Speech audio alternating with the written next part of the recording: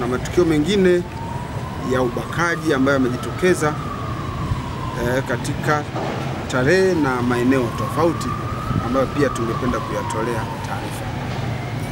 Kwamba mnamo tarehe 24 mwezi wa pili mwaka huu, ilikuwa ni majira ya saa 5 za asubuhi huko katika kijiji cha Nyampande, kata ya Nyampande, wilaya ya Sengerema, mwanafunzi wa kidato cha 3 shule ya sekondari Nyampande ambaye umri wake ni miaka 16, ambaye jina lake tunalihifadhi kwa sababu ya sheria. Huyu alibakwa na mwalimu wake, ambaye mwalimu huyo anaitwa Edwin Matthew Temba, ana miaka 37, ni mwalimu wa shule ya msingi Nyampande, mkazi wa Nyampande, wilaya Sengerema. Na tukio hilo la kikatili la ubakaji lilifanyika wakati binti huyu ameitwa hapo kwenye nyumba ya mwalimu kwa ajili ya kuangalia mchezo wa mpira wa miguu. Ndipo mwalimu huyo alipata fursa ya kuweza kumfanyia kitendo hicho cha kikatili kwa kumwingilia kimwili bila kuwa na ridhaa yake ya huyo binti. Inadaiwa kuwa mwanafunzi huyo alikuwa na desturi ya kwenda kutizama televisheni nyumbani kwa mwalimu Edwin Matthew Temba, ambapo tarehe 24 mwezi wa pili majira ya saa 5 mwanafunzi huyu alikwenda kwa mwalimu Edwin Matthew Temba kutizama mpira wa miguu. Ndipo huyo mtuhumiwa alipata nafasi ya kumbaka kwa kumfanyia kitendo cha kikatili. Mtuhumiwa huyo amekamatwa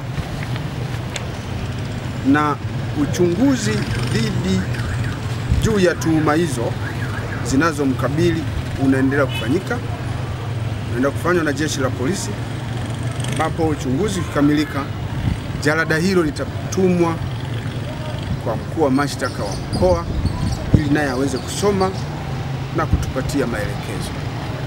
Na mtuhumiwa huyo ameshikiliwa na jeshi la polisi.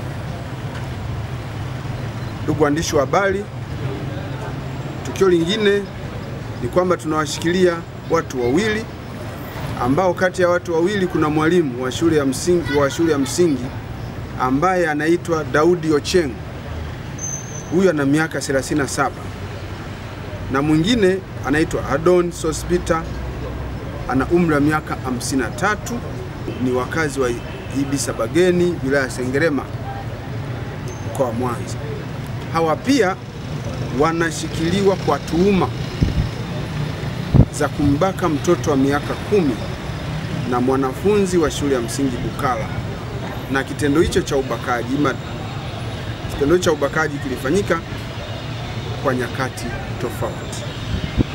Ni kwamba mwezi wa 10 mwaka jana hadi mwezi wa 2 mwaka huu, miliki wa nyumba anamoishi muhanga wa tukio Adon, ambaye anaitwa Adon Sospita, kwa nyakati tofauti alimfanyia kitendo cha kikatili kwa kumbaka mtoto huyo, ambapo alimuita ndani ya chumba chake ili waweze kuangalia tamthilia kwa pamoja. Mtu huyo aliendelea kumfanyia kitendo hicho mara kwa mara hadi ilipobainika, ambapo ilikuwa ni Februari 2025 mwaka huu. Lakini pia mwalimu wa shule ya msingi aitwaye Daudi Ochieng anakosoma mtoto huyo, naye alimfanyia kitendo hicho cha kikatili mtoto huyo kwa kumbaka,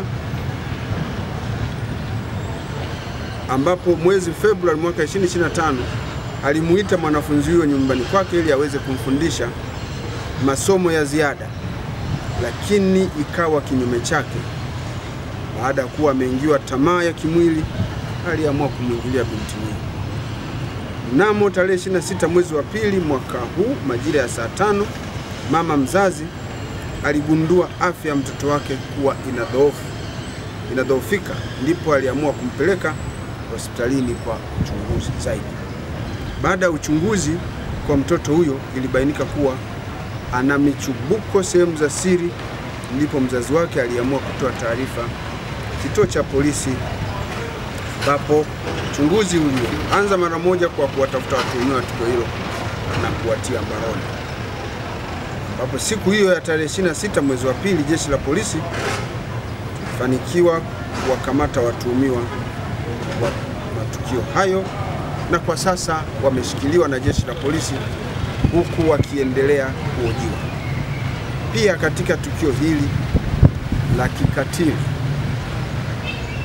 watuhumiwa hao wameshikiliwa, na uchunguzi utakapokuwa umekamilika tutapeleka jalada kwa mkuu wa mashtaka wa mkoa kwa ajili ya kutupa maelekezo ya kisheria.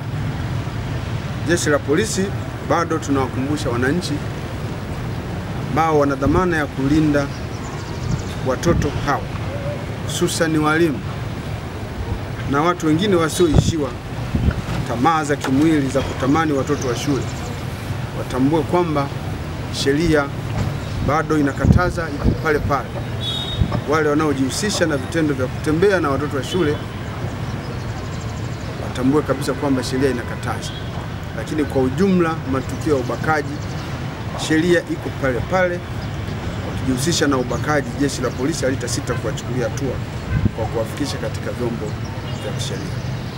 Hayo ndio matukio ambayo tunaendelea kuyachunguza, na kwa ujumla hali ya mkoa, hali ya usalama kwa mkoa wa Mwanza imeendelea kuwa shwari, na sisi jeshi la polisi tunawashukuru wananchi ambao ndio msingi wa ushwari huo kwa kuendelea kuelewa maelekezo mbalimbali tunayotoa kupitia ushirikishwaji wa jamii, kazi ambayo inaendelea kwa kiasi kikubwa katika kata, katika vitongoji, katika mitaa, ili kuweka mkoa wa Mwanza kuwa salama.